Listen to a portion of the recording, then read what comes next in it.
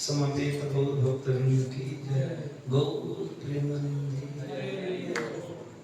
हरे कृष्णा।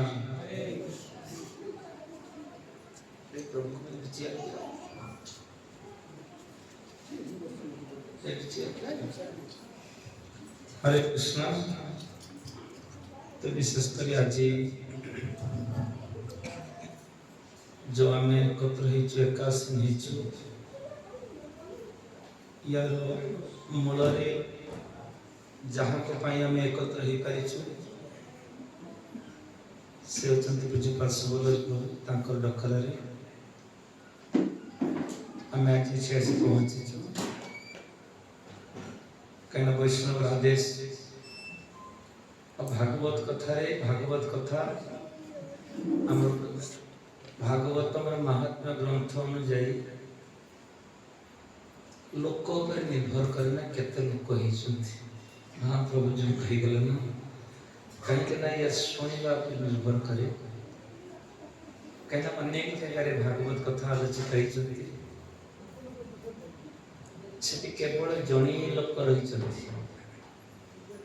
जिते कपिलदेव भगवान माँ को उद्देश्य भागवत कथा आलोचना करते देवहूति उद्देश्य ସେତେବେଳେ ଅନ୍ୟ କେହି ନଥିଲେ।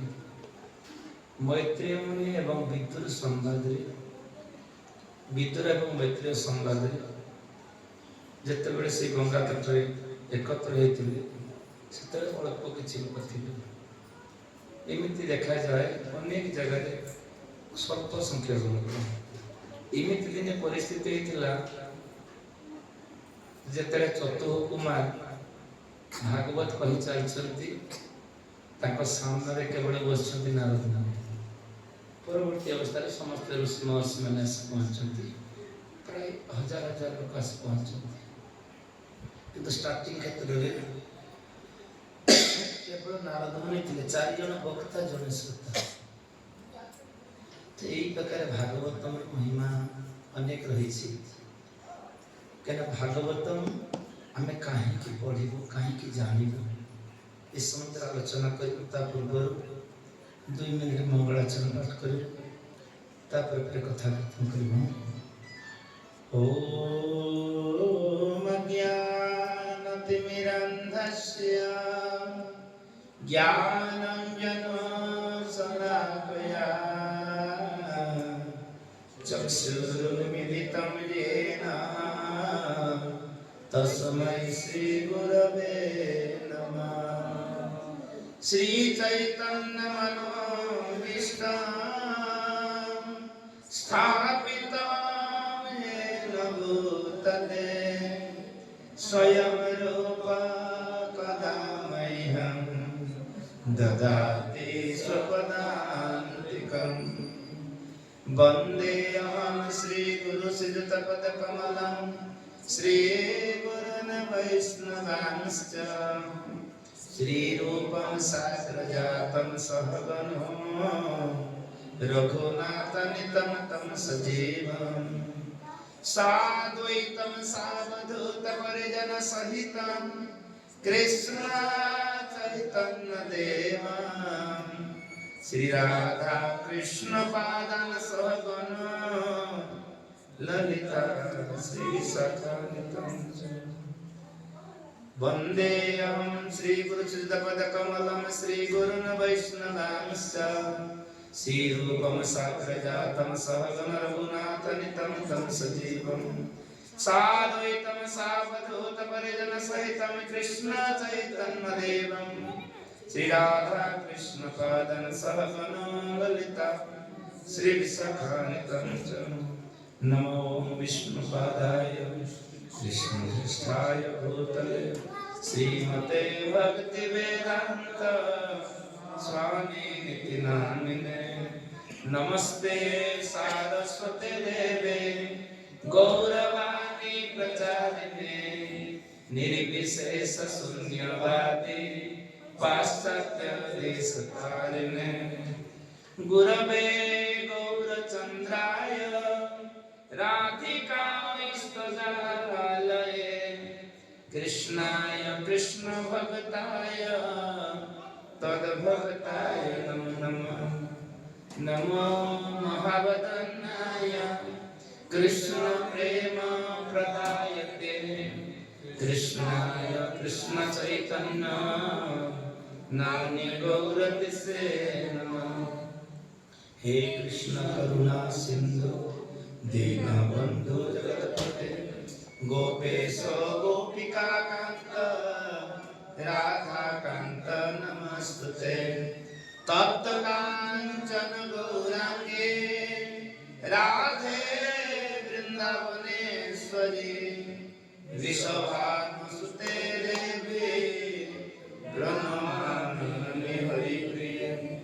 ओम नीलाचल निवासाय नित्याय परमात्मने बलभद्र सुभद्राभ्य श्री जगन्नाथाय ते नमः। वृंदावे तुलसीदेवी प्रियाय केशवस्य च विष्णु भगते प्रदे देवी सत्यवते नमो नमः। जय श्री कृष्ण चैतन्य प्रभु नित्यानंद श्री अद्वैत गदाधर श्रीवासदि गौर भक्त वृंद। हरे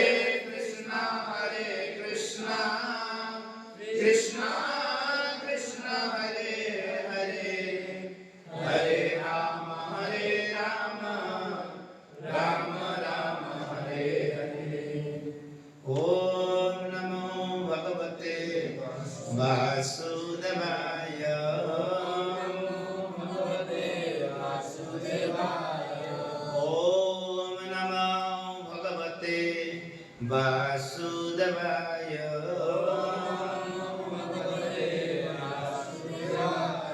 ओम नमो भगवते वासुदेवाय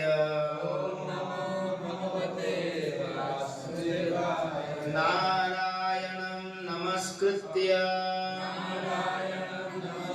नरं चैव नरोत्तमं देवीं सरस्वतीं व्यास ततो जयमुदीरये मूकां करोति वाचालं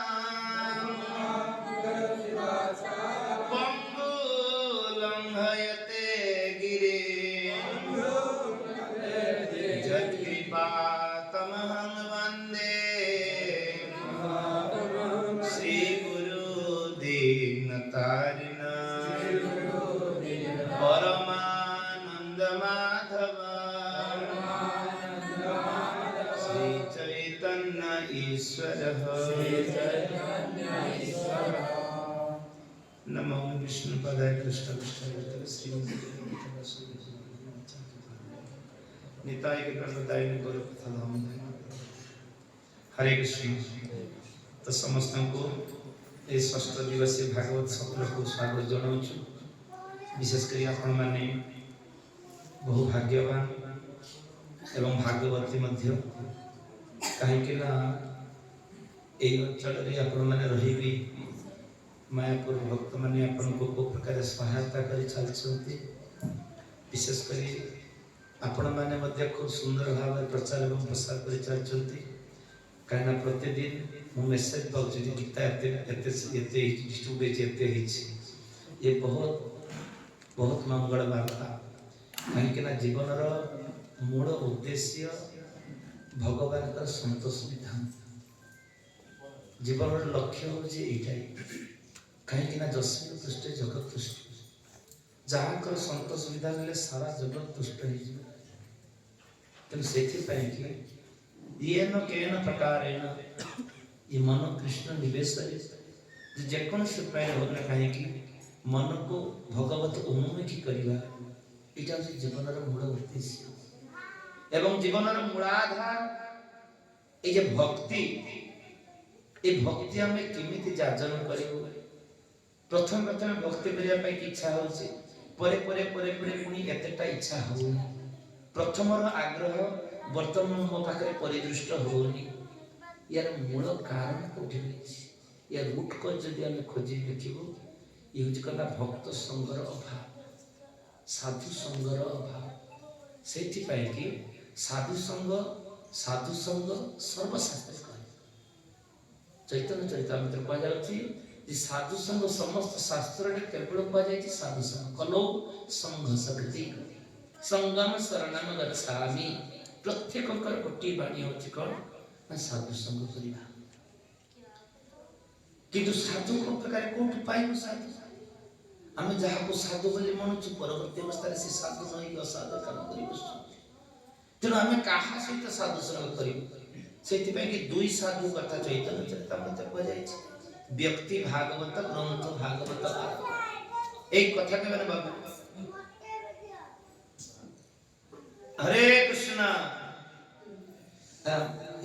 मैं कथा कौन जानते भागवत कथा समय आम जदि कथा कहूँ ये अपराधर प्रवणता रही जाए आम न शुणु ना किसी असुविधा नहीं किंतु अपराध कर बसिले से प्रबल क्षति हो जाए आमर बैलेंस ना क्षति खई कर चल लाभ कौन से जिते जन दुई जन हेले भी आम भागवत शुणु बस ये मनोवृत्ति जगह आम शुणु हाँ भक्ति सिद्धांत प्रभुपाद शुणा भितर केते कोन कथा कहि हाँ केते कोन कथा कहि हाँ प्रभु कहते ना जहाँ पर अल्प लोक आसे आमको टिके लज्जा लगुच अरे सेतरे भक्ति सिद्धांत प्रभुपाद कहते बाबाजी कथा कहि जणे बस धीरे धीरे धीरे धीरे पछर उठी उठी उठी शेष जणे बस आ जणे बसिक से को प्रकार तार भावधारा चलची ये साधु चिंता कर कौन हो समस्त विषय तो कौन से माँ तो बसती ना आउ सी सब समय साधु को देखिकी जो कांदा कांदुची हाँ ସେ ଧାରଣାତୀତ କାନ୍ଦିବା। ତାପରେ ସାଧୁ ଦେଖିଲେ ଆରେ ସମୟ ତ ହେଇଯାଉଛି, କ'ଣ ଉଠୁନି କାହିଁକି, କ'ଣ ୟାର ଅସୁବିଧା କୋଉଠି ହେଇଯାଇଛି? ହେ ମା, ମୁଁ ଜାଣିଛି ତମେ କଥାରେ ନିହାତି ମଜି ଯାଇଛ, ମୁଁ ଜାଣିଛି, କିନ୍ତୁ ବର୍ତ୍ତମାନ ସମୟଟା ହେଲାନି, ଆମକୁ ଶେଷ କରିବା ପାଇଁ କି ହବ। ତ ଏଇ ପ୍ରକାର କହିକି ସାଧୁ ବନ୍ଦ କରିବା ପାଇଁ ଚାହୁଁଛନ୍ତି। ତାପରେ କହୁଛି ଆରେ ଦୂର ବାବୁ, ତୁ କାନ୍ଦୁଥିଲୁ କ'ଣ ପାଇଁ? ନିଶ୍ଚିତ ମୋ କଥା ଶୁଣିବୁ। କଥା ଶୁଣି ଥରି କାନ୍ଦୁଥିବି ନା ଯେ ମୋର ମାନେ ଆମର ଗୁରୁ ମହାରାଜରେ କହିବ ଇଏ ସାଧୁ ଚିନ୍ତା କରୁଛି କ'ଣ ମୋ କଥା ଶୁଣି କାନ୍ଦୁଛି? ସିଏ ଚିନ୍ତା କରୁଛି କ'ଣ ନା ସାଧୁର ଦାଢ଼ି ଦେଖିକି ତାର ଛେଳି କଥା ମନେ ପଡୁଛି। ତାର ଗୋଟେ ଛେଳି ରଖିଥିଲା, ସେମିତି ଦାଢ଼ି ହଲେଇକି ସେ କଥା କହୁଥିଲା। ତମର କଥାର ତାତ୍ପର୍ଯ୍ୟ ହେଉଛି ଏଠି ଯେ ଆମେ ଶୁଣିବୁନି, କମ୍ ସେ କମ୍ ଜଣେ ଦି ଜଣ ଶୁଣିଲେ ବି ଆମେ ଆଗ୍ରହ ସହକାରେ ଶୁଣିବୁ। କାହିଁକି ନା ଭାଗବତ କଥା ଇଏ ଆମର ସର୍ବାଙ୍ଗୀନ କଲ୍ୟାଣ କରିଥାଏ, ସର୍ବାଙ୍ଗୀନ କଲ୍ୟାଣ କରିଥାଏ। କାହିଁକିନା ନରସିଂହ ମେହତା ଜଣେ ଭକ୍ତ ଥିଲେ ମହାରାଷ୍ଟ୍ରରେ। ତାଙ୍କର ଅନେକ ଗୀତ ବା ତାଙ୍କର ଅନେକ ଲୀଳା ଆମର ୟୁଟ୍ୟୁବ ମାରିଲେ ଜଣା ପଡ଼ିଯିବ। ନରସିଂହ ମେହତା ତାଙ୍କର କେବଳ ଯୋଗ୍ୟତା ଥିଲା କ'ଣ ନା ଭଗବାନଙ୍କ କଥା ଶୁଣିବା ପ୍ରତି ରତି ବା ଆସକ୍ତି। କେବଳ ତାଙ୍କର ଭଗବାନଙ୍କ କଥା ଶୁଣିବା ପାଇଁ ଆସକ୍ତି। ଯୋଉଠି ଭଗବାନଙ୍କର କଥା ହବ ସେ ବସିକି ଶୁଣିବେ। ଏମିତି ହଉ ହଉ ହଉ ହଉ ଦୀର୍ଘ ଦିନ ଚାଲିଗଲା। ଦୀର୍ଘ ଦିନ ଚାଲି ଯାଇଛି। ଯେତେବେଳେ ସ୍ତ୍ରୀ ଯାଇକି କହୁଛି କ'ଣ, ଆରେ ତମେ ଖାଲି ସେ ଭାଗବତ ଶୁଣିବା ପାଇଁ ଯିବ, ଘରର ପରିସ୍ଥିତି ଟିକେ ଦେଖିବ ନା ନାହିଁ? ଆରେ ଭଗବାନ ଜନ୍ମ ଦେଇଛନ୍ତି, ଭଗବାନ ନିଶ୍ଚୟ ଭରଣ ପୋଷଣ କରିନେବେ, ସେଥିରେ ମୁଁ କ'ଣ ଦେଖିବି? ଆରେ ଝିଅ ଆସିକି 16-17 ବର୍ଷ ହେଲା, ବୁଢ଼ୀଟିଏ ହେଲାଣି, ତା ପାଇଁ କିଛି ବ୍ୟବସ୍ଥା କରିବ କି ନା? ହଁ ଭଗବାନ ବ୍ୟବସ୍ଥା କରିଦେବେ। ହଁ ଭଗବାନ ବ୍ୟବସ୍ଥା କରିଦେବେ। ଜାଣିଛ, ଏଇ ଅମୁକ ଗାଁରୁ ଗୋଟେ ଧନୀ ଘରର ପ୍ରସ୍ତାବ ଗୋଟେ ଆସିଛି, ଆଉ ସେ କିଛି ନେବେ ନା, କେବଳ ଭୋଜି ଭାତ ଟିକେ ଖାଇବେ। ଏତିକି କଥା କହିଛନ୍ତି। ହଉ ଠିକ ଅଛି, ଭଗବାନ ଦେଲା ବେଲା ସେ ତାର ବ୍ୟବସ୍ଥା କରିବେ। ଭଗବାନ ଥୋଡ଼ି ବ୍ୟବସ୍ଥା କରିବେ। ଏଇ ନିୟମ ମୁଁ ରଖିଥିଲି ଗହଣା ଗୋଟେ, ଏଇଟା ନେଇଯାଅ, ଏଇଟା ବିକିକି ଜିନିଷ ନେଇ ଆସିବେ। କାଳେ ଇଏ ଭୋଲା ଭାଲା ଲୋକ କୋଉଠି ଫିଙ୍ଗି ଫୁଙ୍ଗା ଦବ। ଗାମଛା କୋଠିରେ ବାନ୍ଧି ଦେଇଛି, ସ୍ତ୍ରୀ ବାନ୍ଧି ଦେଇଛି। ଆଉ ସେତେବେଳେ ତ ଏମିତି ଠାଁ ଠାଁ ବଜାର ନଥିଲା, ଟିକେ ଦୂରକୁ ଯିବା ପାଇଁ ପଡୁଥିଲା। ଇଏ ଦୂରରୁ ଯାଉ ଯାଉ ଗୋଟେ ଜାଗାରେ ଲେଖା ହେଇଛି କାରଣ ଭାଗବତ ସପ୍ତାହ ଆରମ୍ଭ, ଭାଗବତ କଥା ଆରମ୍ଭ। ଇଏ ଆସିକି ବସିଗଲେ, ସାମ୍ନାରେ ଯାଇ ବସି ଯାଇଛନ୍ତି। ଭାଗବତ କଥା ଶୁଣୁ ଶୁଣୁ। ଆଉ ସେତେବେଳେ ଭାଗବତ ହଉଥିଲା 2 ଓଳି। ଏ ପାର୍ଟ ଟାଇମ୍ କ୍ଲାସ ନୁହେଁ, ବୁଝିପାରୁଛନ୍ତି ନା? କାହିଁକିନା ଆମର ହଉଛି କ'ଣ ନା ସୁସ୍ଥିଆ ଲୋକ। ଠିକ ସମୟ ବାଜିବ, ତାପରେ ଆସିବୁ, କେତେବେଳେ ପରେ ବି ଆସିଲେ ଚଳିବ, ଏମିତି ନାହିଁ। ଆଗ୍ରହ ରହିବା ଦରକାର ଅଛି। ଏଇ ପହର ଦିନ ଏଇ ଆଜିଠୁ ଅନ୍ୟତ୍ର ଗୋଟେ କଥା ଥିଲା, 24 ତାରିଖ ମାନେ ଜବରଦସ୍ତ ପ୍ରୋଗ୍ରାମଟା ଆସିଥିଲା, ଯଦିଓ ମାନେ ବଡ଼ ପ୍ରୋଗ୍ରାମ କୁହନ୍ତି। ତ ସେଠି କଥା ଥିଲା କ'ଣ ନା ଜଣେ ତାର ପୁଅ ମରିଯାଇଛି, ତେଣୁ ସେଇ ଉଦ୍ଦେଶ୍ୟରେ ସେ ସଦ୍ଗତି ପ୍ରାପ୍ତ ହେଇପାରୁନି, ଘରେ ଉତ୍ପାତ କରି ଚାଲିଛି। ତେଣୁ ସେଇ ଉଦ୍ଦେଶ୍ୟରେ ସେମାନେ ଭାଗବତ କଥା କରିବେ, ଯଦିଓ ପଶ୍ଚିମବଙ୍ଗରେ। ତ ଏଇ ପ୍ରକାର ଯେତେବେଳେ କଥା ଥିଲା, ତ ସେଠି ମୁଁ ତ ଜାଣିନି, ହଁ କହିଦେଲି। ମୁଁ କହିଲି ହଉ ଠିକ ଅଛି, ମୁଁ ପଚାରିକି କହୁଛି। ତ ପଚାରିକି ମାନେ ବିରାଜି ହେଇଗଲେ, ହଉ ଠିକ ଅଛି, ଆମଟା ତାହେଲେ ପଛରେ କେତେବେଳେ କରିଦେଲେ ହଉ। ତ ଏবার ହେଇଗଲା, କଥା ସବୁ ସରିଗଲା। ସରିଗଲା ପରେ ଗୋଟେ ଦିନ କଥା ଦେଇଛି, ଦ୍ୱିତୀୟ ଦିନ ବେଳକୁ କିନ୍ତୁ ଲାଗିଲା। ପୁଣି ପଚାରିଲି, ଆରେ ଭାଗବତ କଥା ଯେ ମୁଁ କରିବା ପାଇଁ ଯିବି, ତାଙ୍କର ତ ଉଦ୍ଦେଶ୍ୟ ହେଉଛି ଏଇଠି ଯେ ତାର ଯେଉଁ ପୁଅ ଯେଉଁ ପ୍ରେତଜନୀ ପ୍ରାପ୍ତ ହେଇଛି, ବିଭିନ୍ନ ପ୍ରକାର ଅଶରୀର ପ୍ରାପ୍ତ ହେଇଛି, ତାକୁ ମୁକ୍ତ କରାଇବ। କିନ୍ତୁ ଭାଗବତ ମହାତ୍ମ୍ୟରେ ବର୍ଣ୍ଣନା କରାଯାଇଛି କ'ଣ ଯେ ଯଦି ସେଇ ଭୂତ ବା ପ୍ରେତ ସେ ଯଦି ଆସି ଶୁଣେ, ତାହେଲେ ତାର କଲ୍ୟାଣ ହେବ। ଯଦି ସେ ନ ଶୁଣିବ, ତାହେଲେ ଲୋକ କ'ଣ କହିବ? ଇସ୍କନ ବାବାଜୀ ଆସି କରିଦେଇଗଲା, ଦେଖ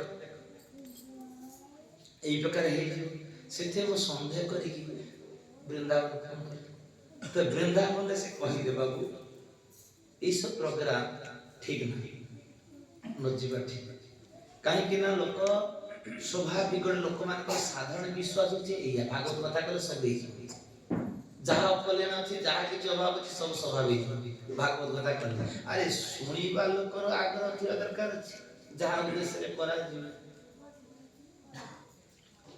ତାପରେ ଆରମ୍ଭ କରିଗଲେ ଗୋକର୍ଣ୍ଣ ଏବଂ ଧୁନ୍ଧୁକାରୀ ଚରିତ୍ର ଭାଗବତ ମହାତ୍ମ୍ୟରେ ବର୍ଣ୍ଣନା କରାଯାଇଛି ଧୁନ୍ଧୁକାରୀ ପ୍ରେତ ଜନ୍ମ ପ୍ରାପ୍ତ ହେଲା ବାରମ୍ବାର ଆସିକି ଗୋକର୍ଣ୍ଣ ପାଖରେ ପହଞ୍ଚିଲା ହେ ଭାଇ ତମେ ମୋ ବିଷୟରେ କିଛି କରନ୍ତୁ ମତେ ଟିକେ ଚିନ୍ତା କରନ୍ତୁ ମୋର ଏଇ ଅବସ୍ଥା ହେଇଯାଇଛି ମୁଁ ଖାଇ ପାରୁନି ଶୋଇ ପାରୁନି ବସି ପାରୁନି ମୋ ମନର କଥା କାହାକୁ କହିପାରୁନି ତେଣୁ ଏଇ କ୍ଷେତ୍ରରେ ଆପଣ ଯେହେତୁ ମୋର ଭାଇ ଆପଣ କିଛି ବ୍ୟବସ୍ଥା କରନ୍ତୁ ସେତେବେଳେ ଗୋକର୍ଣ୍ଣ କହୁଛନ୍ତି ତୋର ଚିନ୍ତା କରିବାର କିଛି କାରଣ ନାହିଁ କାହିଁକି ନା ମୁଁ ସମସ୍ତ ତୀର୍ଥରେ ତୋ ପାଇଁ କି ତର୍ପଣ କରିଦେଇ ଆସିଛି ସମସ୍ତ ତୀର୍ଥରେ ଧୁନ୍ଧୁକାରୀ କହୁଛନ୍ତି କଣ ଯେତେ ତୀର୍ଥରେ କଲେ କଣ ହବ ଆରେ ମୋର ପାପ କର୍ମର ଭାରି ତାଠୁ ଅନେକ ଅଧିକ ତେଣୁ ଆପଣ କିଛି ନା କିଛି ବ୍ୟବସ୍ଥା କରନ୍ତୁ ତ ସେତେବେଳେ ସେ କଣ କହିଲେ ନା ଯଦି କିଛି କରିବାର ଅଛି ଇଏ ପଚାରି ଚାଲିଲେ ଯେ କଣ କଲେ ମୋ ଭାଇର ଏମିତି ପ୍ରେତଜନି ପ୍ରାପ୍ତ ହେଇଛି କଣ କଲେ ତାର ସଦ୍ଗତି ହବ ଏ ସାଧୁ ସଜ୍ଜନ ବୃନ୍ଦ ଆପଣ ମାନେ କୁହନ୍ତୁ